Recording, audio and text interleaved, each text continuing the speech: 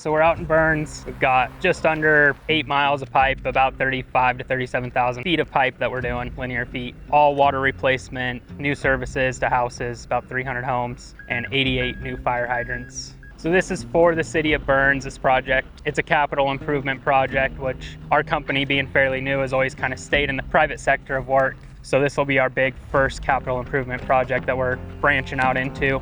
We're based right now on our laydown yard on a little farm. We're gonna be in town working, replacing infrastructure, all the water main.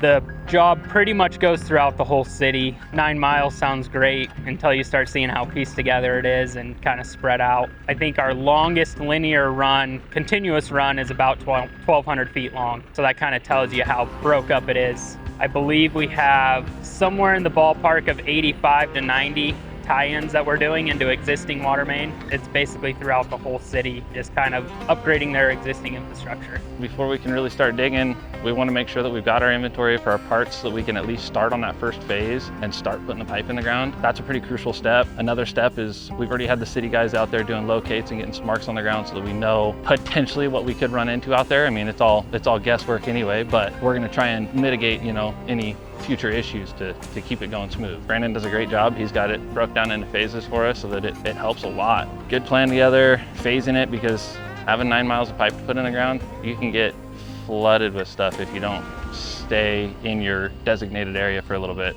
to make sure that you have a good plan put together for that small section and just break it down and keep going. I think what makes you enjoy it is kind of the challenge after you get better and better at it and you know all the parts and pieces.